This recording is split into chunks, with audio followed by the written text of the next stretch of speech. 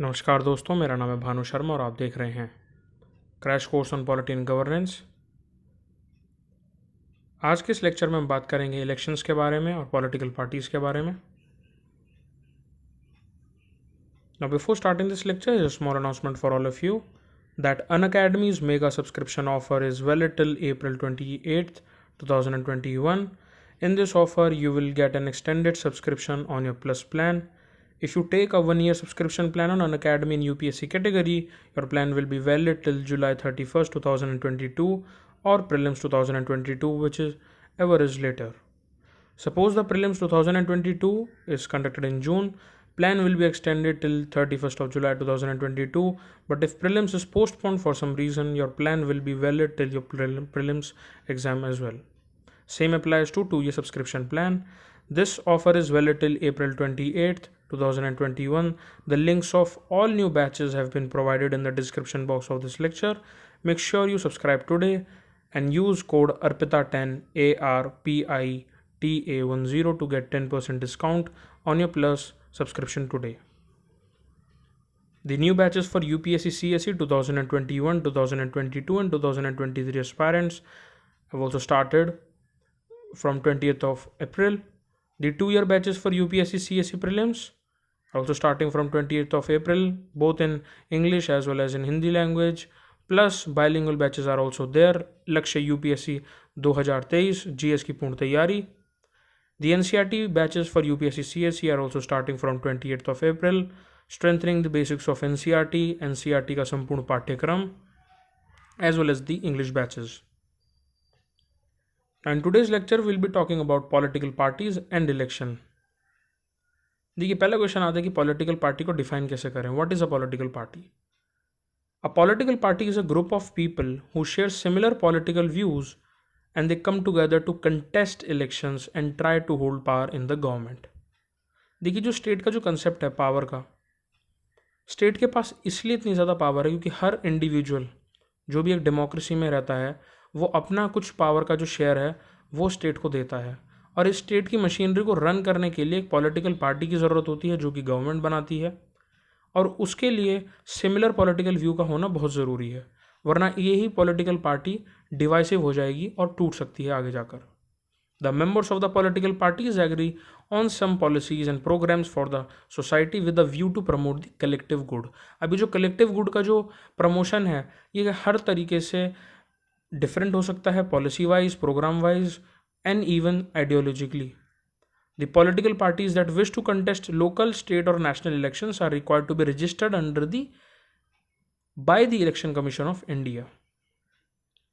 अब बात करते हैं composition and constitution of political parties. देखिए, पॉलिटिकल पार्टी कोई भी हो उसके 3 कंपोनेंट होंगे. पहला है लीडर्स, उसके बाद है active members and the followers. Modern political system की अगर हम बात करें तो उसमें 4 तरीके की 4 types of political parties are there. पहला है reactionary political parties, second one is conservative political parties, third is liberal parties and the fourth is radical parties.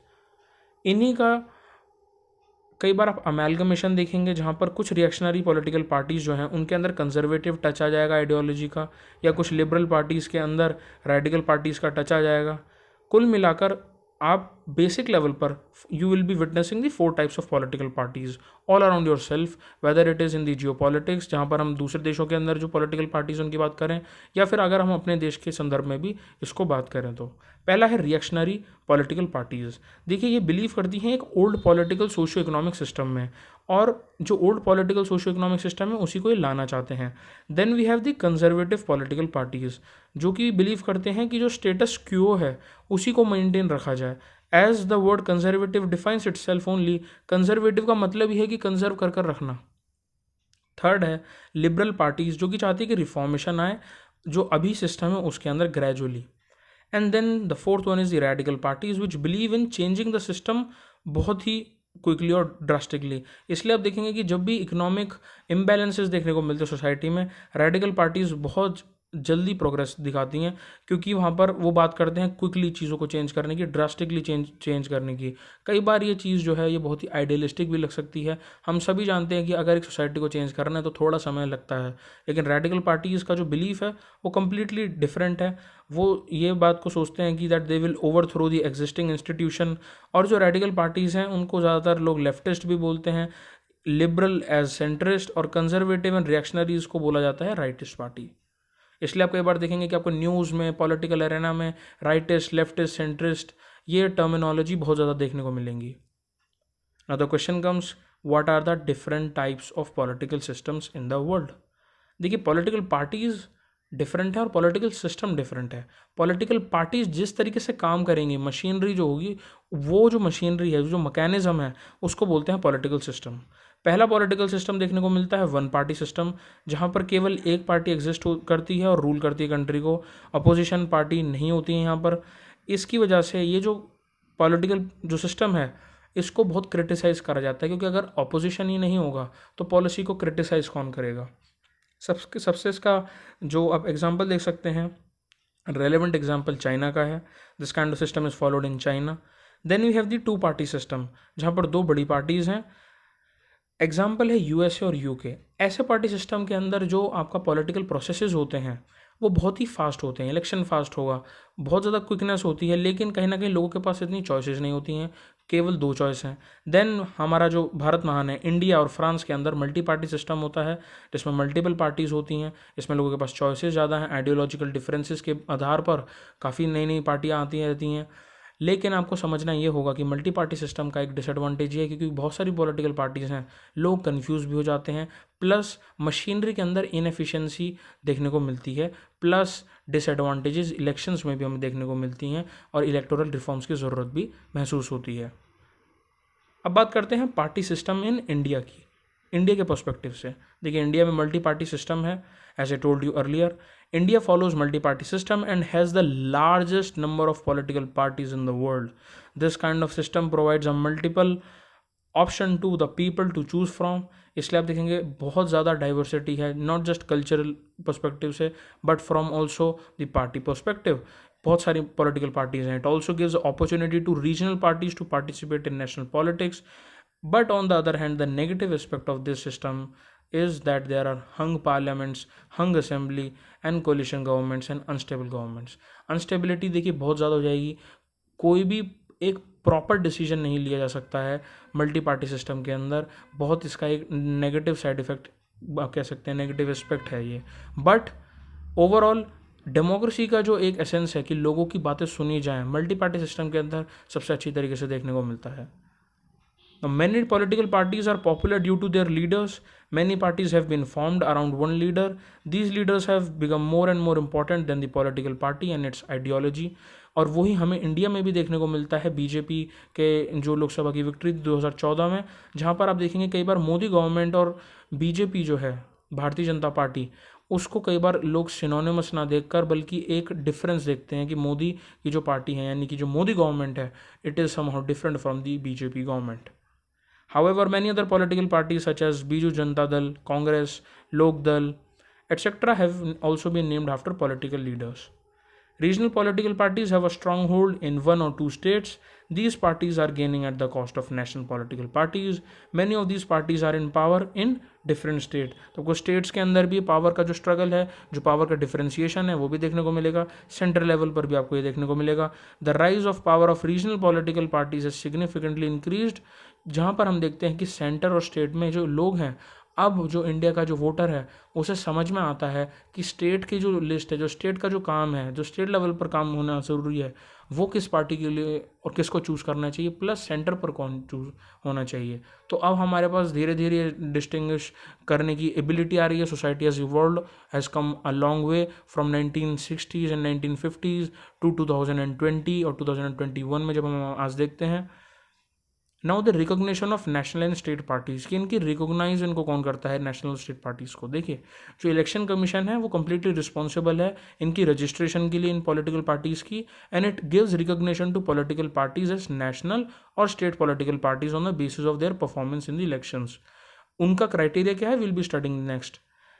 अब आपको ये देखना है कि जो रिकॉग्नाइज हो जाती हैं उनको हम रिकॉग्नाइज पार्टीज बोलते हैं, लेकिन काफ़ी ऐसी भी पार्टीज हैं जो कि रिकॉग्नाइज नहीं होती हैं. These are known as the unrecognise parties. The election commission allots a symbol exclusively to every national political party which is reserved for the party to be used throughout the country. Likewise, every state political party is allotted a symbol which is reserved for that party to be used throughout the state. These symbols are known as the reserved symbols. ये किसी भी और candidate या party के द्वारा use नहीं करे जा सकते हैं क्योंकि रिजर्व सिंबल्स हैं. Other candidate can choose from the free symbols. अब हम बात करते हैं कि कंडीशंस नेशनल पार्टी की क्या है और स्टेट पार्टी की क्या है. देखिए, नेशनल पार्टी के लिए if the national party secures at least 6% of the total valid votes from 4 or more states in Lok Sabha elections or assembly elections and wins at least 4 seats in the Lok Sabha from any state or states, ऐसे case में जो ये national party है ये recognise हो जाएगी. Any political party will be recognised as national party. और अगर वो जो पार्टी है, जो पॉलिटिकल पार्टी है, if it wins 2% of the seats in the Lok Sabha, और जितने भी कैंडिडेट्स हैं all these candidates are from 3 states, उस केस में भी रिकॉग्नाइजेशन हो जाएगा. और if it is recognised as state party in 4 states. इसके कुछ जो प्रोमिनेंट एग्जांपल्स हैं वो हम सभी जानते हैं, जैसे बीएसपी है, Bahujan Samaj party, Bharatiya Janata party, Indian national Congress INC, communist party of India, Marxist and national Congress party. अगर हम स्टेट लेवल पर बात कर रहे हैं, पॉलिटिकल पार्टी को स्टेट पार्टी बनने के लिए रिकॉग्निशन की जो ज़रूरत है, उसके कंडीशंस हैं that if it secures at least 6% of the total valid votes in an election to the legislative assembly of a state and wins at least 2 seats in that state. यानी कि जहाँ पर हम लोकसभा की नेशनल वाले केस में बात कर रहे थे, यहाँ पर हम लेजिस्लेटिव असेंबली के पर्सपेक्टिव में बात करेंगे. If it secures at least 6% of the total valid votes in the state at a general election to the Lok Sabha from the state concerned and wins at least 1 seat from the state concerned, ऐसी condition में भी political party state party recognise हो जाएगी.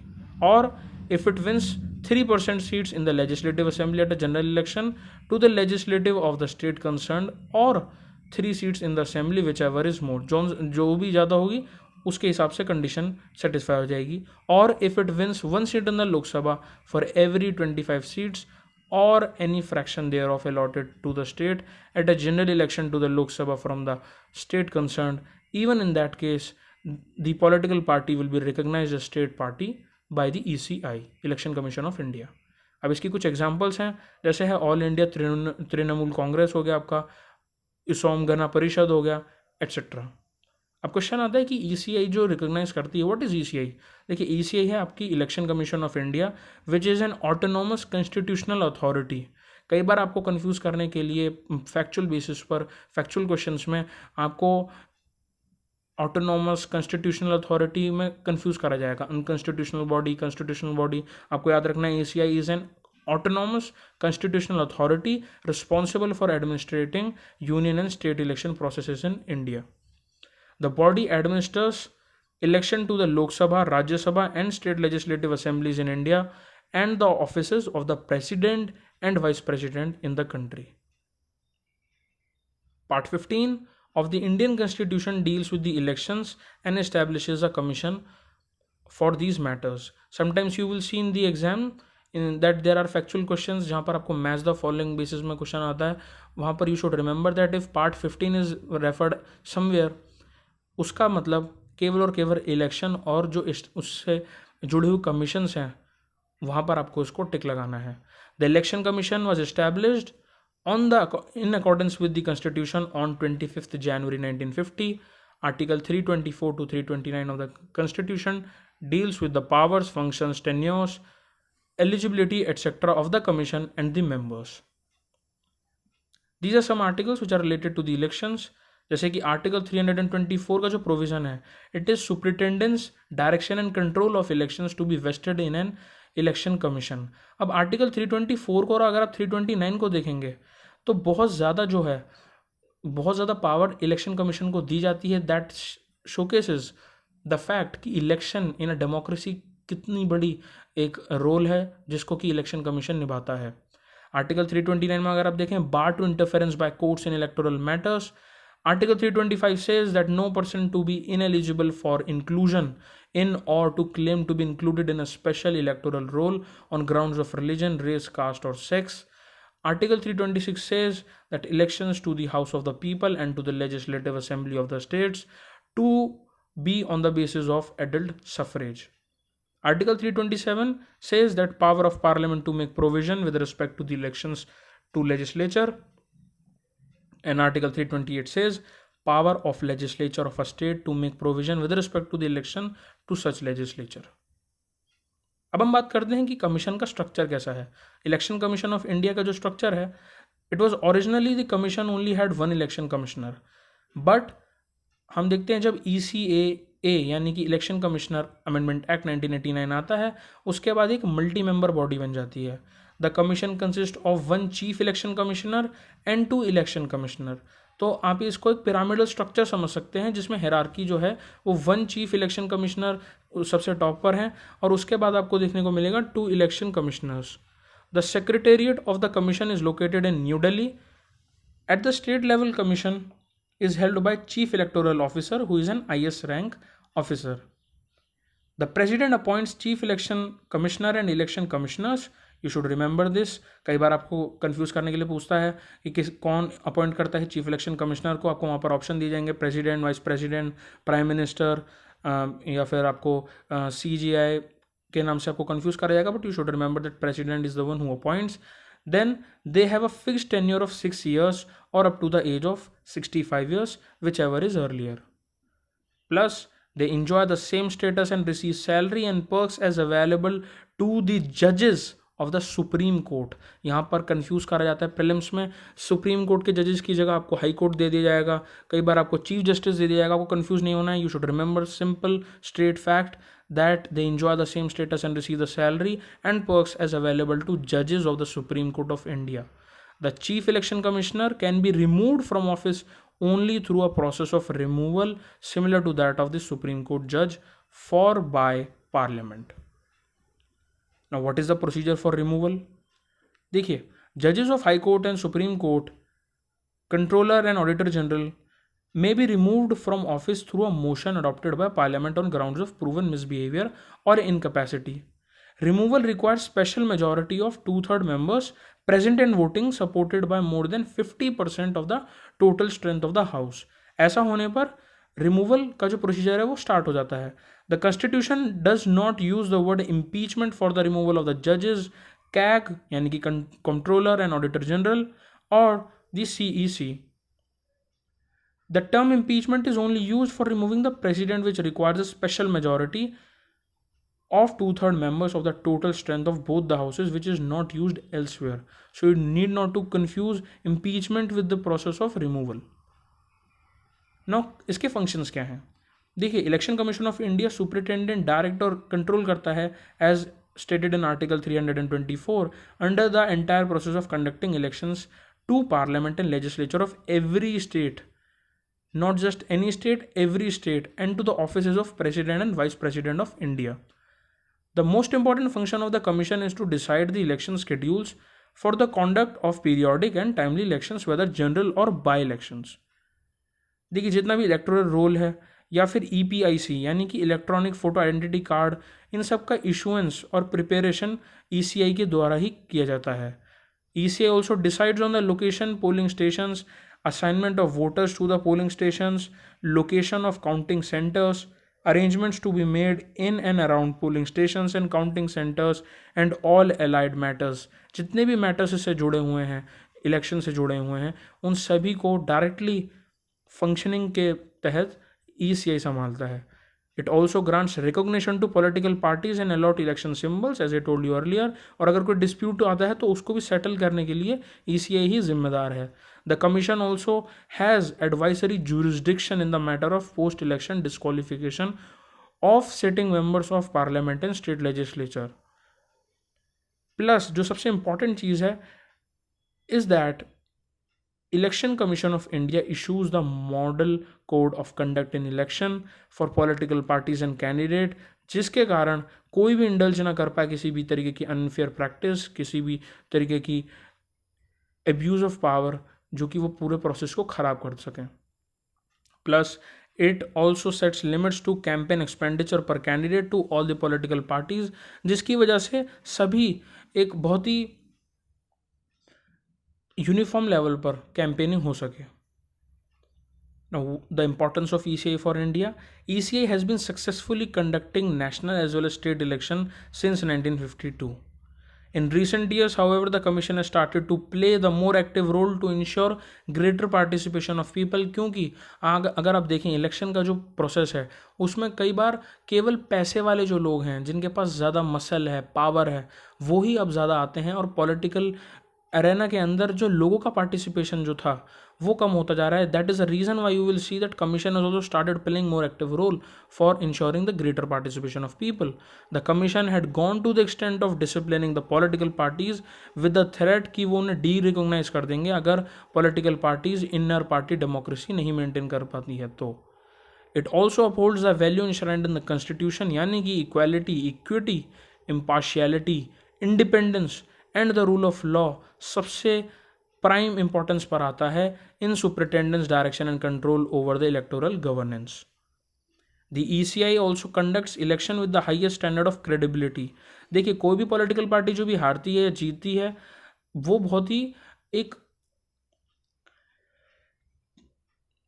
लो life level पर comments दे सकते हैं कि elections ऐसे हुए, इलेक्शन वैसे हुए, लेकिन जो ECI है it showcases the highest standard of credibility, freeness, fairness, transparency, integrity, accountability and autonomy and professionalism while the elections are being conducted. It ensures participation of all eligible citizens in the electoral processes in an inclusive, voter-centric and voter-friendly environment. Because democracy का जो जान है वो elections के द्वारा है, क्योंकि election अगर फ्री फेयर तरीके से नहीं होंगे तो कंप्लीट जो स्पिरिट है डेमोक्रेसी का वो कहीं ना कहीं वो फैब्रिक जो वो ब्रेक और डिसमेंटल होता हुआ नज़र आता है.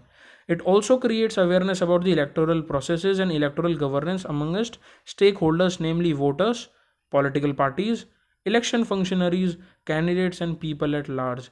इसलिए आप देखेंगे कि आपको बार बार जब भी वोटिंग का कैंपेन कहीं स्टार्ट होता है, इलेक्शंस होने वाले होते हैं, चाहे स्टेट हो चाहे वो लोकसभा के इलेक्शंस हो, आपको देखने को मिलेगा बहुत सारे एक्टर्स, एक्ट्रेसेस, इन्फ्लुएंशियल लोग आप एड्स में देखने को मिलेगा कि वोट पर जाएं, वोट करें, इलेक्शन का हिस्सा बने, पार्टिसिपेट करें.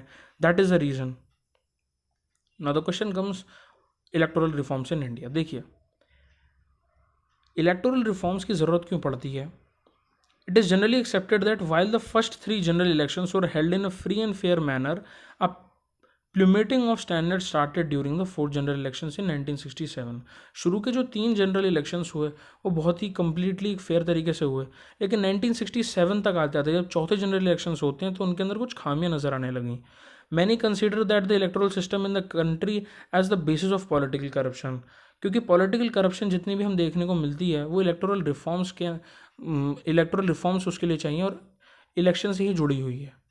अब हम बात करते हैं इलेक्टोरल में रिफॉर्म्स जो आए हैं वो क्या है. इसको देखिए सिंपल तरीके से अगर आप डिवाइड करें, it is a simple basis कि 2000 से पहले और 2000 के बाद, प्री 2000 एंड आफ्टर या पोस्ट 2000 जो इलेक्टोरल रिफॉर्म्स है, we have divided that. The first one is lowering of voting age. जो 61st अमेंडमेंट एक्ट है कॉन्स्टिट्यूशन का, it reduce the minimum age for voting from 21 to 18 years. Deputation to Election Commission is the second electoral reform, where all personnel working in preparing, revisiting and correcting the electoral rolls for election shall be considered to be on deputation to the EC, यानी कि Election Commission for the period of such employment, and they shall be superintended by the EC only. पहला ऐसे नहीं होता था. Then electronic voting machine का आना, EVMs का आना. देखिए 1998 में पहले इंट्रोड्यूस करा गया EVMs को during the state election of Delhi, Madhya Pradesh and Rajasthan.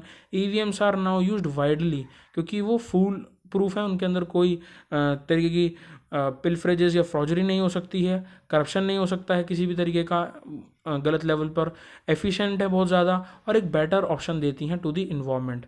पहले अगर आपको याद हो तो बैलेट पेपर होते थे, लेकिन अब वो हटकर EVMs वहाँ पर आ चुके हैं. 2 बैलेट पेपर कुछ जगह पर अभी भी यूज़ होते हैं, लेकिन वो ओवरऑल इलेक्शंस में जब हम बात करते हैं इलेक्टोरल रिफॉर्म्स की इलेक्शन के लेवल पर वो नहीं यूज़ होते. EVMs are now used. Disqualification on conviction for violation the national honours act 1971। देखिए, अगर किसी ने भी इसको वायलेट करा, then they shall lead to disqualification of the person for 6 years from contesting to the parliament and the state legislature elections. One of the reforms pre-2000 was restriction on contesting for more than 2 constituencies। पहले क्या होता था, बहुत सारे लोग दो दो constituency के ऊपर कंटेस्ट करते थे, but a candidate can not contest for more then 2 constituencies। Now the death of a contesting candidate, previously the election was countermanded on the death of a contesting candidate.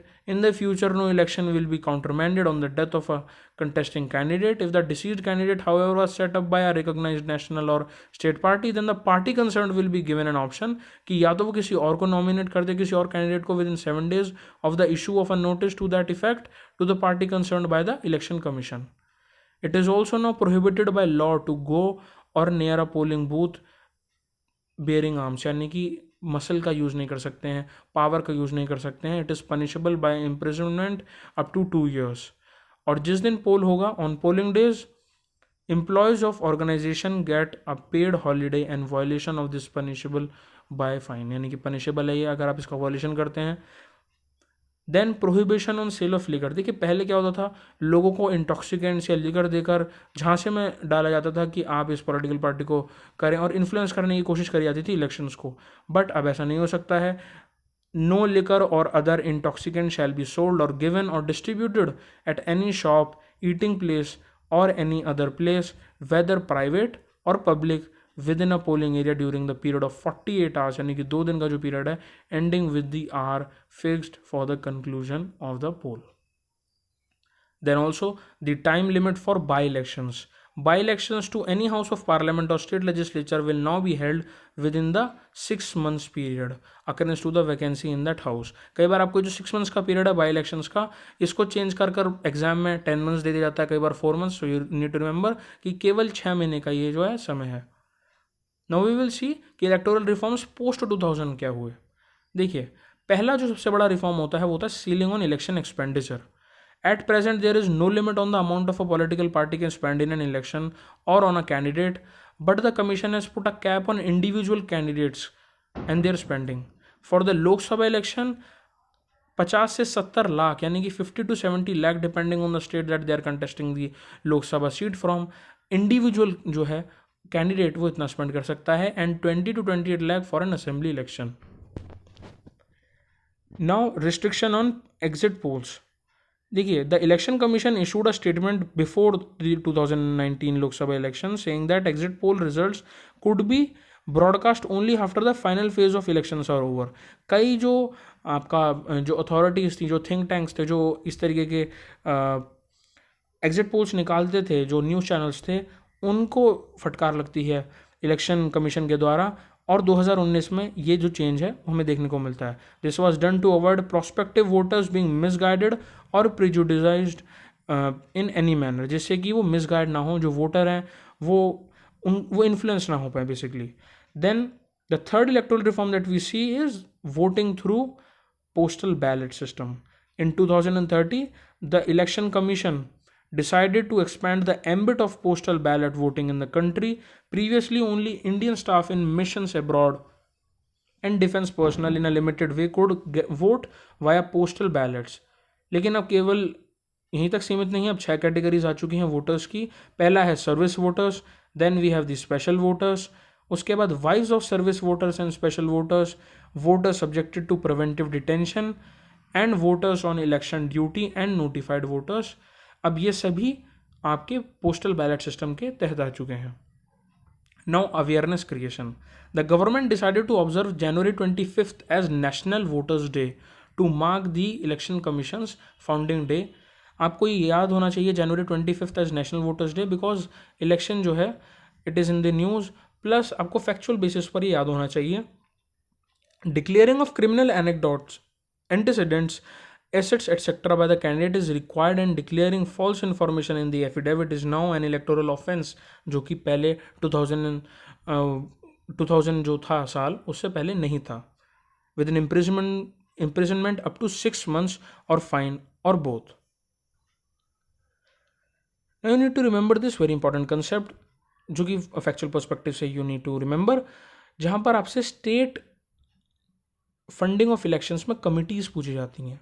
देखिए, state funding of election has been under consideration in India for more than 3 decades, and some of the important committees जिन्होंने recommend करा है state funding of elections में, time to time आपको पता होनी चाहिए। पहला है जेपीसी, जो पहली जॉइंट पार्लियामेंट्री कमेटी थी 1971 to 72, जिसमें पहली बार बात करी गई स्टेट फंडिंग ऑफ इलेक्शंस की। देन हमारे पास है Tarkunde committee set up by Jayaprakash Narayan, जो कि 1974 में आई, 2 साल बाद ही। देन दिनेश गोस्वामी कमेटी 1990 में आती है, ऑलमोस्ट अराउंड 16 years बाद।